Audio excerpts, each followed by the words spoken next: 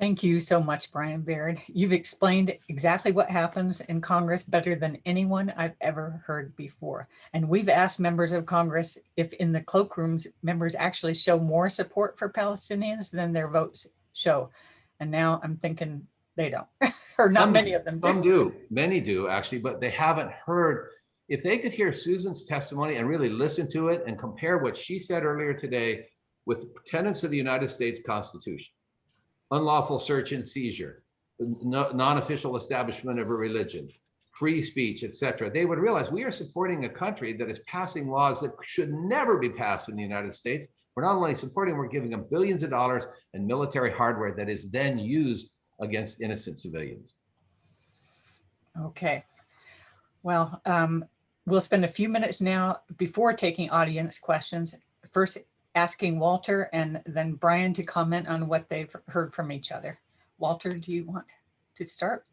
Well, I mean, it's fascinating to hear from somebody from the inside rather than really what I've done is looking at what AIPAC has done and sort of from the AIPAC perspective in my book. And Brian, you're in my book, and you gave a really interesting interview to, I think it was, I'm not sure where it was, but you talked about how, members of Congress are confronted with a choice of you can, seek AIPAC support and get funded, or if you don't, your opponent is going to get funded. That's right. In the next election. So it's the role of money in politics that you illuminated was very clear.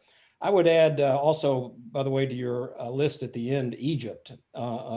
Absolutely. Countries that receive a massive American funding and yet are reactionary. And our whole Middle East policy, it's an argument didn't really get to develop in depth in my talk, but it seems to me that the support for Israel is a big pivot. It's not the only matter, as you brought up with these other states, but our whole policy to the Middle East has been warped and failed. So it's really beyond Israel and Palestine, which is bad enough, but our whole Middle East policy and the forever wars and the weaponizing of that region of the world has just been, I think I view it as a failure on a level of Vietnam, our Middle East foreign policy. Well, you're right, I think in many levels, Walter, and you're right about adding Egypt to that list, sadly. It is so difficult to get members of Congress to even ask the questions. I left out another M, and that's military-industrial complex. When the argument goes, oh, hey, we give $3 billion in military aid to Israel, but that's okay because they spend it back here and they buy American weapons. There are two problems with that. One, it then incorporates the military equipment suppliers into the chain of support, the unflinching support for Israel. And two, it means that it is American weapons that are bombing people.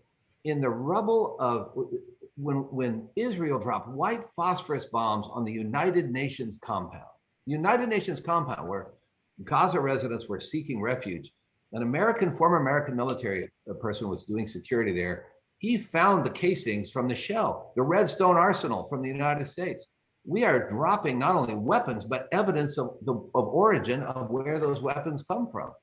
And if they're weapons dropped on civilian populations, contrary to international law, what does that say about our country? I'd have to agree. In Lebanon, they're still putting cluster bombs with Made in America on it.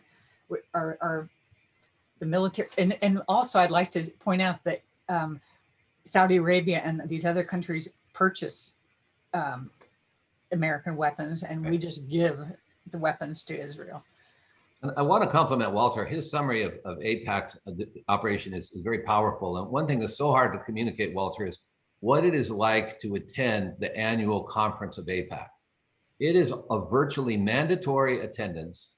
There are more members of Congress at that than any other event in the Capitol except the State of the Union address. And what does that tell you? More members of Congress attend a banquet for a foreign nation. And my wife and I were there once when Netanyahu was spouting his bellicose, racist, putrid hate and getting standing ovations for it. And my wife and I looked at each other. We're at a table of people I consider friends. They were donors, they were friends, they were good people. But there they were applauding a man whose implicit message was Palestinians are subhumans, Nobody dares mess with Israel, or our big brother, the United States, will give them what for.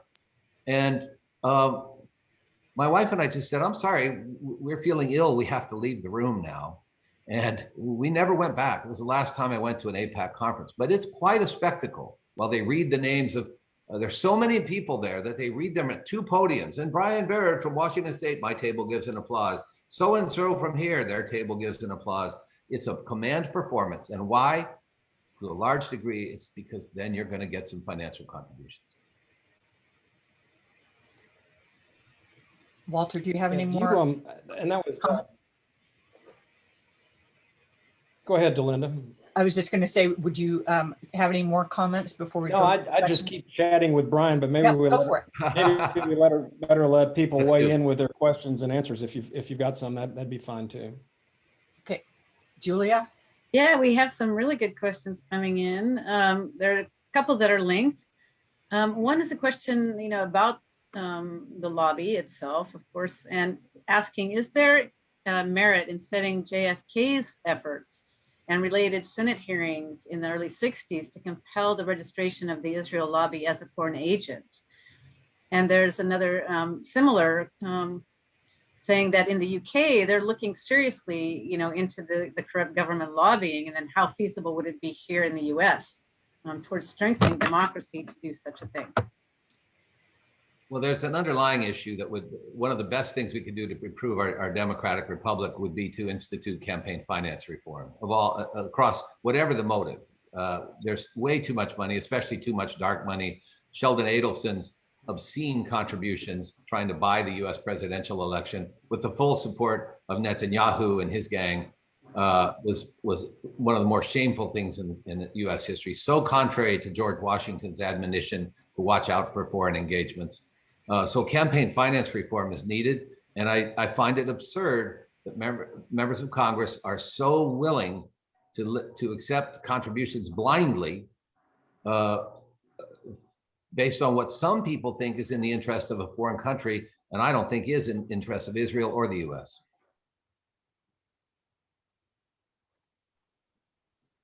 The true pro-Israel stance is one of questioning these policies. You can't be pro-Israel if you support apartheid. In the long run, it will not work. It will harm the Israeli spirit, it will harm the soul of the Israelis, and it will harm the region. So you can't be pro-Israel if you're not questioning Israeli policies. I wanted to ask Brian, if I could, do you see any possibility of the Black Lives Matter movement being galvanized with, the B'Tselem report and the obvious apartheid policies of Israel? And you mentioned Keith Ellison, for example. And I'm not asking you to name any names, but are there African-American congressmen, members of the Black Caucus, for example, who inexplicably to me support Israel, which is an apartheid state, when obviously they're passionate advocates of racial equality in this country? Do you see a possibility of that group becoming more involved and engaged in making a difference? Well, I think a few things. One, absolutely right. Two, I think we have to really acknowledge, and it's only fair to acknowledge, there was among non-African Americans in the civil rights movement, the American Jewish community was one of the prime supporters of the civil rights movement in the US, to their immense credit. And several were killed in that struggle. There were many members of the Black Caucus who are very supportive and very progressive on the Israel-Palestine issue. At the same time, it's a little much to ask them, not only do you have to continue to fight for rights in your own country, you've now got to also deal with things internationally. I mean, many of them are doing that, and there's strong support on the progressive side in the Black Caucus. But I really think it's more incumbent on, as is the struggle for human rights here, it's more incumbent on the privileged society. It's more incumbent on people of faith, for example, who don't buy the millenariist view. It's incumbent upon people who are otherwise fairly comfortable to say, maybe I should ask a question here. Am I really comfortable that F-16s are dropping bombs that are killing 3-year-olds?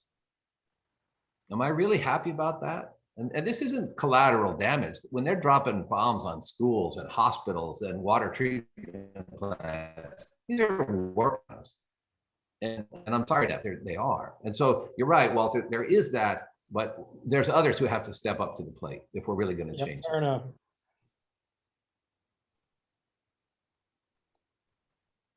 Would you like to comment on Representative Betty McCollum's recent groundbreaking bill? Either of you? Betty's a champion. She and I traveled to the region at least once, maybe twice, and I admire her courage so immensely. I mean, you know, if you think about it, how is it radical? And it is immensely courageous, but what does it say? That it's an act of courage to try to pass a United States law that says we're not going to support countries that unlawfully imprison children without due process. How crazy it is that that becomes an act of courage. Betty is a courageous, principled hero in my judgment, but it says so much about what's wrong that is considered, and she will get huge blowback for that because she's calling out a practice that people would rather not know exists. But I admire Betty immensely. So one of the questions here that kind of addresses or kind of is along that same vein. So what is the best way, you know, to educate not only Congress people, but also family and friends about what's really happening? Since we heard earlier that the media isn't really helping US citizens understand how their dollars are being spent overseas, especially vis-a-vis Israel.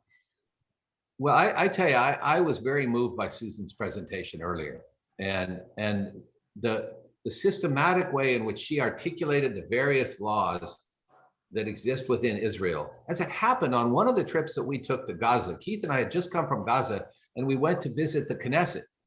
And it happened that that very day, we watched debate on a resolution that would have made it a criminal penalty subject to jail if anyone even said Israel should not be a Jewish state.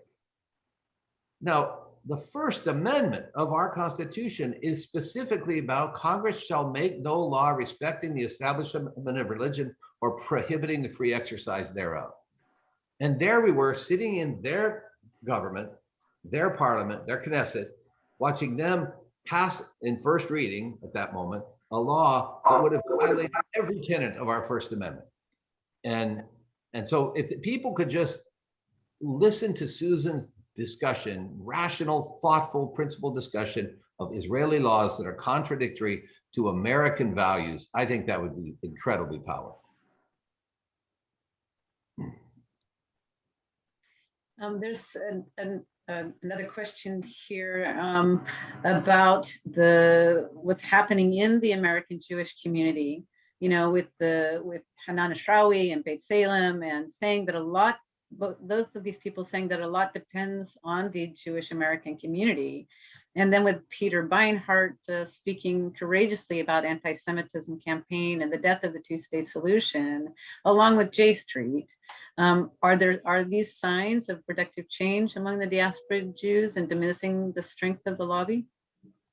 Well, as you know, I alluded to that in my talk, however briefly, but I think it's critically important, and it's really happening. And if you think about the lobby was built and tapped into wealthy American Jews. And today it's very dependent on a small minority of mostly Orthodox, right-wing, sort of Trumpian, Sheldon Adelson type donors. And of course, Adelson passed away. So I think we're at a critical turning point. Liberal Jews are becoming more and more, critical and aware of this apartheid Israel and the inconsistency with American values that Brian is talking about that are so palpable. So just as the lobby was built upon Jewish American public opinion, I think it can be torn down in large part by Jewish American public opinion. So yes, I think it's critically important. It absolutely is. And back to this premise about the so-called pro-Israel lobby, it's not a pro-Israel lobby. It's a pro-Likud lobby, and it's a pro-whatever Netanyahu and his folks have to say. And saying if you're not pro-AIPAC, you're not pro-Israel. If you're not pro-Israel in every way, then you're anti-Semitic. It's kind of like saying if you're not Proud Boys and you're not pro-Trump, you're not pro-American. The fact is, there are better ways to be pro-Israel than blind support of that. And the American Jewish community has spoken up with incredible courage. And we also visited many peace activists within Israel who have immense courage. A group in Sderot who actually tries to reach out to Palestinians in Gaza to maintain relationships, to share that we are not adversaries. Please stop rocketing us, but we also want to stop our own people from dropping 500-pound bombs on your schools and hospitals. And that courage is admirable. And we really have to trumpet that. The other thing we have to do is talk more about the exemplars of nonviolent resistance. You know, we hear, oh, gee, if the Palestinians only had their Martin Luther King, they do. Mustafa Barghouti and many, many other nonviolent activists. What Israel's doing is shooting them with high-powered American-made sniper rifles, some Israeli-made as well, but they're shooting them at the border for nonviolent protest. Then another question along that same line is to Brian. The question is, how about invoking and enforcing the application of the Leahy Law, which also clearly applies to Israel? That's really interesting. You know, there are many exceptions made to things that go on with Israel and some of those who consider themselves pro-Israel in the lobby. We really just have to get to a fundamental premise. I had a group once come to me, and they would define themselves as a pro-Israel group. They came into my office, they sat down, and they said, Congressman, they were not from my district. They said, we're so happy to see you. Of course, our first priority today is Israel. And I said, let's pause for a second. If your first priority today is Israel, you should be in the Knesset. My first priority is the United States of America. If you talk to me about that, then we have a foundation on which we can build on. So we've really got to say, there's just this, you don't get a free pass just because you say Israel. You have to still be rational, fair, and consistent with American values.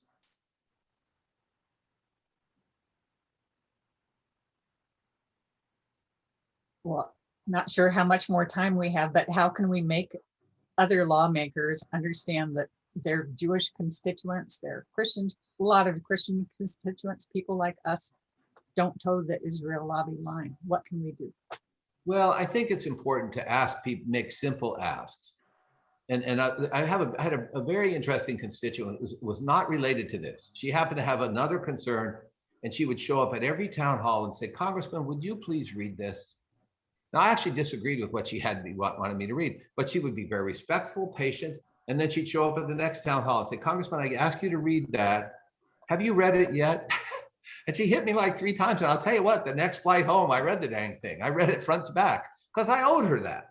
I think if people would just say, take Susan's brief thing and say, I want you to watch 15 minutes of video. I'll send it to you. You can download it on your smartphone and watch it on your flight home. Read Mitri Rahab's book, read Walter's book, read some of the other books we've seen today, but ask your member of Congress to inform themselves. Say, ma'am or sir, you are spending billions of dollars of my taxpayer money supporting a regime that I disagree with. And I disagree with it because I've read our Constitution, and they're doing things contrary to our Constitution that are unjust. And you're a good person, sir or madam Congressman. I believe in my heart you're a good person, but you're supporting things that are not good. And I want you to read this. So first ask is not vote against Israel, for goodness sakes. First ask is inform yourself. Yeah, I mean, I can't argue with that. On the other hand, you know, I've got some really progressive representatives here in Ohio of, you know, in the Senate with Shelley, and Tim Ryan. Yep. But both of them, I think, are terrified of AIPAC. And, you know, I might be able to get through to them with a conversation or something to read, but I just don't know if it would translate into them, you know, really changing their positions or really being willing to take on Israel and the lobby. Somehow we have to do, you know, more. You know, when I was a kid, the essence of religion, as I learned it, we were fairly reliable churchgoers to our Methodist church. And I remember as a kid, I read the Golden Rule, and it said, you know, do unto others as you would have them do unto you. And one day I thought, shouldn't there also be something that says, and don't let be done to others what you wouldn't let be done to you? And that's why we need to confront the morality of this and say, I know it's unpleasant. I know it's risky politically. I mean, believe me, you can imagine what happened when I did this, right? When Keith and I went to Gaza, when I stood up for Rachel Corrie, and I went a swing district, a purple district that's very conservative now. But you have to say, your job is not to get reelected. Your job is to act on principle for what's right. And if you're not willing to lose the job, then you don't deserve to have it. And if you won't lose it on the basis of human rights and what's correct and consistent with our Constitution and fundamental principles of humanity, then you don't deserve it. So stand tall for what you believe, inform your constituents, and heck, you might just get reelected because people would kind of like to see some courage nowadays in the Congress. And even if you don't get reelected, if you lose because you stood up for human rights, that's worth losing for. I think that is an excellent way to end this conversation, unless there is some other burning question working out there. Dale. Okay, Dale is up next. I really want to thank this panel. I think you're giving me hope for our government and how we can improve things and try to convince our president to do the right thing. Thank you so much for this panel. Our privilege. just Thanks. say- Thanks, Walter. A pleasure to be on with you. Thank you all. And now Dale is back with our other panelists.